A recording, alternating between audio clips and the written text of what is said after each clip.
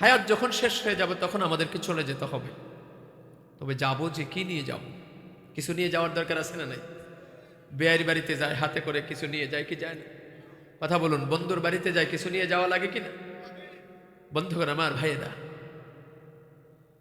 আল্লাহ তো আমাদের পরম বন্ধু, ঠিক কি ঠিক না? আল্লাহ আমাদের পরম বন্ধু। তো বন্ধুর কাছে যাবেন, বন্ধুর সাক্ষাতে যেতে হলে, বন্ধুর সাক্ষাৎ পেতে হলে কিছু নেওয়া লাগে কি লাগে না? কিন্তু দুনিয়ার বন্ধু, তার বাড়িতে গেলে আপনি যেই সামানগুলা নিয়ে যাবেন, এটা ওই বন্ধু এখান থেকে কি করে ফায়দা নেয়, ঠিক কি ঠিক না? মিষ্টি, রসগোল্লা, কুমিল্লার রসমলাই, এগুলা সেও খায়, তার শারীরিক ফায়দা হয় কি হয় না? তার পরিবারও খায়, ঠিক কি ঠিক না? আপনারা দিলে দিল, না দিলে নাই। কিন্তু মহান আল্লাহ, তিনি এমন বন্ধু যার সাক্ষাতে আপনি যা নিয়ে যাওয়ার জন্য তিনি বলেছেন, এগুলো ওনার জন্য না, আপনার নিজের জন্য। সুবহানাল্লাহ, আল্লাহু আকবার। নিজের জন্য কি নিয়ে যাবেন? বিসমিল্লাহির রহমানির রহিম। الذي خلق الموت والحياة ليبلوكم أيكم أحسن عملا। কথাকার الذي خلق الموت والحياة, তিনি আল্লাহ যিনি সৃষ্টি করেছেন মাউত এবং হায়াত। কেন? আল্লাহ বলেন, বান্দা আমি দেখতে চাই এই হায়াতের জিন্দেগিতে কে কত বেশি সুন্দর সুন্দর নেক আমল করতে পারে। সুবহানাল্লাহ। আহসানু আমালা, শুধু আমালা বলেন নাই, শুধু আমল বলেন নাই, আহসান শব্দ উচ্চারণ করেছেন। সুন্দর কি আমল? সুন্দর আমল। সুন্দর আমল। অনেকে তো নামাজ পড়ে নামাজ সুন্দর হয় না, ঠিক কি ঠিক না? অনেকে জিকির করে জিকির সুন্দর হয় না, কোরআন তালাওয়াত করে কোরআন তালাওয়াতের মধ্যে কোনো তারতিল নাই, ঠিক কি ঠিক না? সুন্দর আমল আল্লাহর কাছে কবুল। আমার বন্ধুগণ, আমার ভাইয়ারা, এই সুন্দর আমল কিভাবে হয়? আল্লাহ বলেন, বান্দা তুমি যদি সুন্দর আমল করতে চাও, আমলকে যদি সাজাইতে চাও, সুন্দর করতে চাও, তোমার আমলকে যদি আমি মালিকের দরবারে কবুলিয়াত আমল করতে চাও, বান্দা তুমি ইখলাসের সাথে আমল করো। কিসের সাথে? ইখলাস। ইখলাস তৈরি হয় দুইটা জিনিসের সমন্বয়ে। এক নাম্বার হলো ইত্তাকুল্লাহ। কার ভয়? জোরে কোন? নাকি আমেরিকার ভয়? এগুলার ভয় পেয়ে লাভ নাই, কারণ এগুলা একেবারে নিকৃষ্ট। আল্লাহ পাকের গজব এমন ভাবে পড়ছে, আল্লাহ পাক জগৎবাসীদেরকে বুঝায় দিচ্ছেন, যে মুমিনদেরকে জানায় দিচ্ছেন, তোমরা ভয় পাও না, ঘাবড়ায়ও না, আমি জালিমদেরকে ছাড় দেই কিন্তু ছেড়ে দেই না, ঠিক কিনা? জালিমদেরকে ছাড় দেয়, আল্লাহ পাক ছেড়ে দেয় না। এমন অবস্থা হয়েছে তাদের, সাগরের পাড়ে তাদের সেই শহর লস অ্যাঞ্জেলেস শহর, সাগরের মধ্যে হাজার হাজার কোটি কোটি কিউসেক পানি থাকার পরেও সেই আগুন নিবানোর ক্ষমতা তাদের নাই। এত পানি, যে সাগরের গভীরতা খুঁজে পাওয়া যায়, এত পানি থাকার পরেও আগুন নিভাতে পারে না। তার কারণ এই আগুন তো দুনিয়ার কোনো মানুষ লাগায় না, এই আগুন লাগিয়েছে কে? জোরে বলুন কে? বন্ধুগণ আমার, ভাইরা, আপনারা অনেকে দেখেছেন ঈগল পাখি এক জায়গা থেকে আরেক জায়গায় আগুন ছড়াই দিতেছে, বুঝিয়ে দিচ্ছে। একটা অবুঝ প্রাণী, সেও বুঝিয়ে দিচ্ছে নাদানের দলেরা, আল্লাহ পাকের বিরুদ্ধে বৃদ্ধাঙ্গুলি দেখিয়েছ। এই জমিনে তোমরা তোমাদের নিজেদেরকে সবচাইতে পাওয়ারফুল মনে করেছো। তোমরা পাওয়ারফুল নও, সবচাইতে পাওয়ারফুল, সবচাইতে শক্তিমান, সমময় ক্ষমতার মালিক হলো আমার আল্লাহ। আল্লাহু আকবার। ভাইরা আমার, তাহলে ইত্তাকুল্লাহ, কার ভয় করতে হবে? দুই নম্বরে হলো হুব্বে রাসূল সাল্লাল্লাহু আলাইহি ওয়াসাল্লাম, আল্লাহর নবীর মুহাব্বত। কার মুহাব্বত? আল্লাহর হাবিবের মুহাব্বত। এই দুইটা জিনিসের মাধ্যমে ইখলাস তৈরি হয়। বন্ধুগণ আমার, ভাইয়ারা, ওই সুন্দর আমলের মধ্যে আজকের এই বসাটাও একটা, ঠিক কিনা? আজকের এই বসাটাও একটা। এখানে যদি ইখলাস ওয়ালা দিল নিয়ে বসতে পারো বান্দা, আমি আল্লাহ তোমার ইখলাস ওয়ালা দিল নিয়ে বসার কারণে আমি আল্লাহর ভয়, আমার হাবিবের মুহাব্বত, এই দুইটা জিনিস নিয়ে যখন তুমি বান্দা বসে যাবা, ওই কবরকে ভয় করিয়া। কোন কবর? যেই কবর দৈনন্দিন তোমাকে ডাকে আর বলে, ইয়া আব্দুল্লাহ আনা বাইতুল গুরবা, ওরে আল্লাহর বান্দা, আমি অপরিচিত ঘর, আমার মাঝে আসতে পরিচয় নিয়ে আইসো। আর কি পরিচয় নিয়ে যাবা? মুসলমানের পরিচয় নিয়ে যাবা। দুই নাম্বার ওই কবর বলে, ইয়া আব্দুল্লাহ আনা বাইতুল ওয়াহদা, ওরে আল্লাহর বান্দা, আমি একা থাকার ঘর, আমার মাঝে আসতে সঙ্গী নিয়ে আইসো। কি সঙ্গী নিয়ে যাবেন? ওই কবরের মধ্যে সঙ্গী পাইতে হলে, সঙ্গী যদি জোগাড় করতে হয়, কবরের মধ্যে যদি সঙ্গী পাইতে চান, বন্ধুগণ আমার, ভাইয়েরা, দুনিয়ার জমিনের মধ্যে এই কোরআনকে ভালোবেসে কোরআনের পথ এবং মত অনুযায়ী জীবন গঠন করতে হবে, ঠিক কিনা? কোরআনের পথ এবং মত অনুযায়ী জীবন গঠন করলে কবরের মধ্যে এক নম্বরে তুমি সাথী পেয়ে যাবে আল্লাহকে। সুবহানাল্লাহ। আল্লাহকে সাথী পাও মানে আল্লাহর দয়া। সুবহানাল্লাহ বলেন। আল্লাহর দয়া কবরের মধ্যে পেয়ে যাবা। দুই নম্বরে তুমি সাথী পেয়ে যাইবা আল্লাহর হাবিব নবীজি মুহাম্মদুর রাসূলুল্লাহ সাল্লাল্লাহু আলাইহি ওয়াসাল্লামকে। বন্ধুগণ আমার, ভাইয়েরা, তার মানে হলো আল্লাহর হাবিবের মুহাব্বত তোমার অন্তরের মধ্যে রাখতে হবে। সুবহানাল্লাহ বলেন।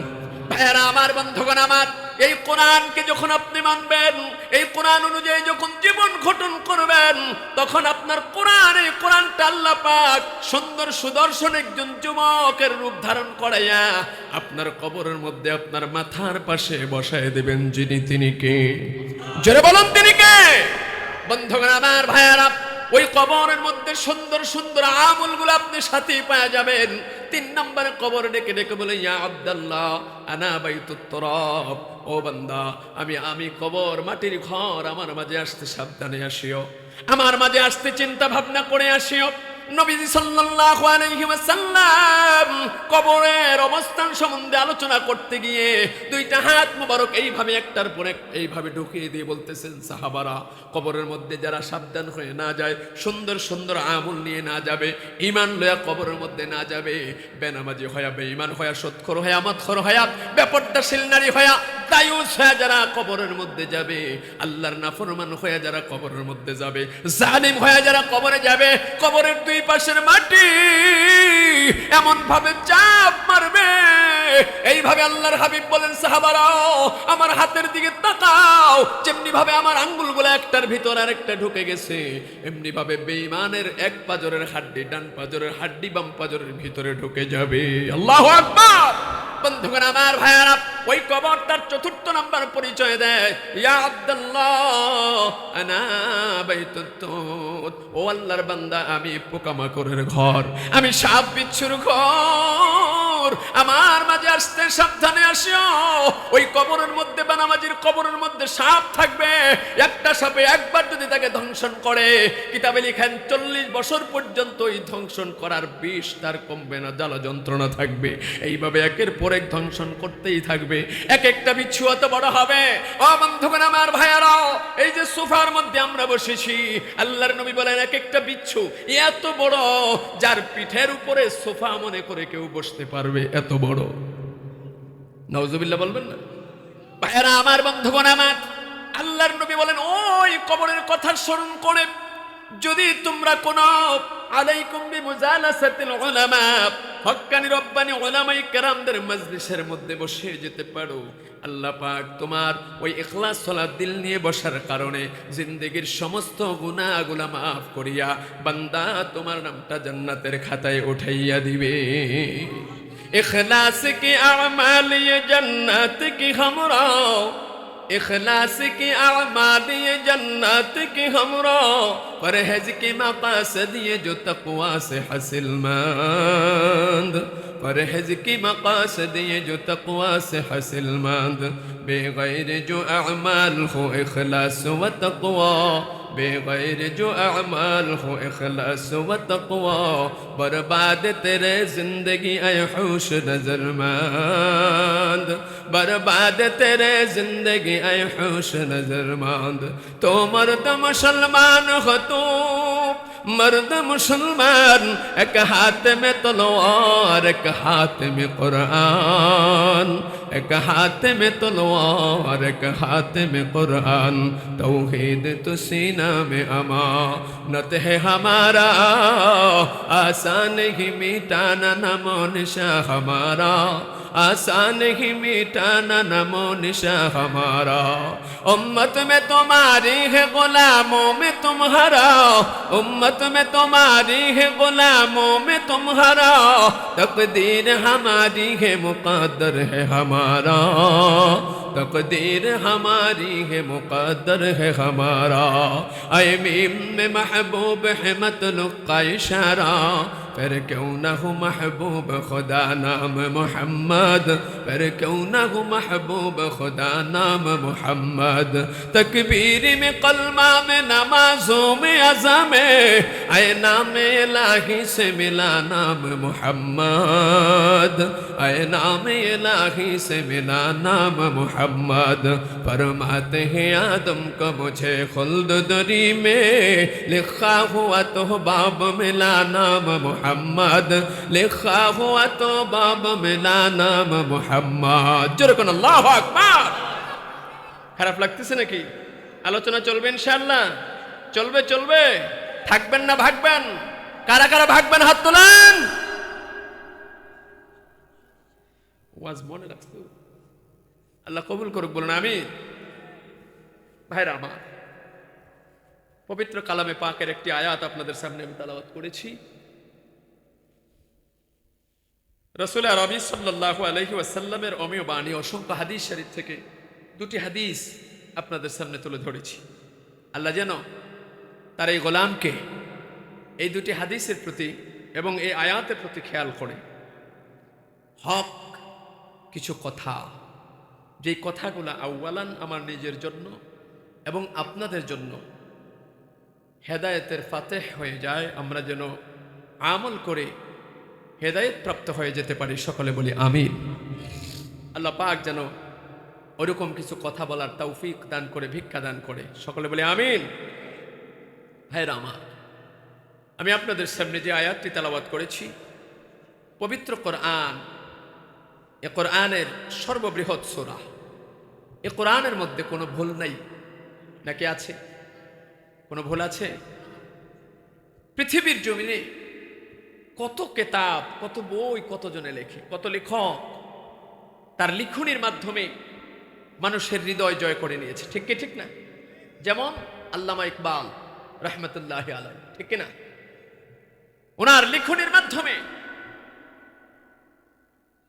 মানুষের হৃদয়ে জায়গা করে নিয়েছে এরকম বহু কিতাব প্রণেতা আছে বহু গ্রন্থ প্রণেতা আছে কিন্তু প্রত্যেক গ্রন্থ প্রণেতা তারা তাদের ওই বইয়ের মধ্যে ছোট্ট একটি কথা কোট করে দেয় প্রিয় পাঠক পাঠিকা বিন্দু আমার এই লেখার মধ্যে এই বইয়ের মধ্যে কোনো না কোনো ভুল থাকতে পারে নিম্নে আমার নাম্বার দিয়ে দেওয়া হলো যদি কারো চোখে আমার এই বইয়ের মধ্যে কোনো ভুল ধরা পড়ে তাহলে দয়া করে এই নাম্বারে যোগাযোগ করে আমাকে জানিয়ে দিবেন পরবর্তী সংকলনে সংস্কার করার চেষ্টা করব কিন্তু আল্লাহ পাক 114টি সূরা 30 পারা এই কোরআন এই নিয়ামত আল্লাহ পাক দান করলেন আল্লাহ পাক এরকম কোনো কথা তো লেখেন নাই উল্টা পৃথিবীবাসীর কাছে আল্লাহ পাক চ্যালেঞ্জ ছুড়ে দিয়েছেন আল্লাহু আকবার সূরাতুল বাকারা শুরুতে আল্লাহ পাক চ্যালেঞ্জ ছুড়ে দিয়েছেন আলিফ লাম মিম যালিকাল কিতাবু লা রাইবা ফীহি হুদাল লিল মুত্তাকিন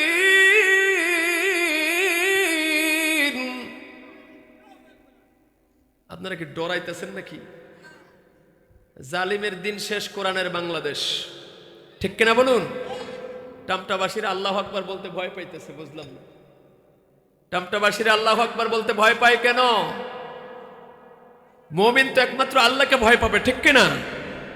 কোরআনের তেলাওয়াত শুনলে মুমিনদের কলিজার মধ্যে শান্তি দেয় যিনি, তিনি কে? মুমিনরা তখন চুপ থাকতে পারে না, চিৎকার করে আল্লাহ পাকের শুকরিয়া আদায় করে আল্লাহ পাকের সুনাম গায়, এরকম ঠিক কিনা? আল্লাহ পাক বলেন যালিকাল কিতাবু লা রাইবা ফীহি হুদাল লিল মুত্তাকিন, এই কিতাবের মধ্যে কোনো ভুল নাই, কোনো সন্দেহ নাই। হুদাল লিল মুত্তাকিন, এই কিতাব হচ্ছে মুমিনদের জন্য হেদায়েতের ফাতেহ। এই কোরআন এমন একটি কিতাব যে কোরআন অন্ধকার থেকে মানুষকে আলোর দিকে নিয়ে আসে, সুবহানাল্লাহ।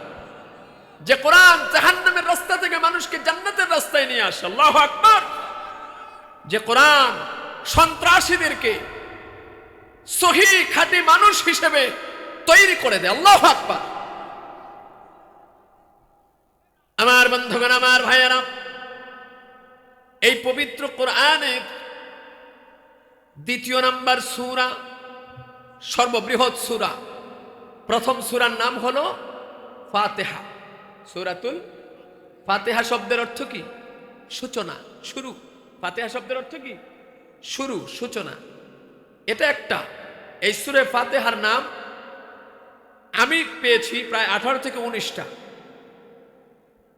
এই সূরা একটা সূরার নাম, যেটাকে, যেই সূরাকে উম্মুল কোরআন বলা হয়, আল্লাহু আকবার। এই সূরা ফাতিহার আরো নাম আছে না নাই? সূরাতুল শিফা, সূরাতুল হাম, সূরাতুল কান্দ, সূরাতুল তালিমুল মাসালা, এইভাবে 19টা পেয়েছে। আরো বেশি হতে পারে, আরো বেশি থাকতে পারে, আল্লাহু আকবার। তারপরের সূরা হলো সূরাতুল বাকারা। কোন সূরা? সূরাতুল বাকারা। এই সূরাটি নাজিল হয়েছে মদিনায়। কোথায়? জোরে বলেন। মদিনায়। এই সূরার 155 নম্বর আয়াত আপনাদের সামনে তেলাওয়াত করেছি। আল্লাহ পাক বলেন,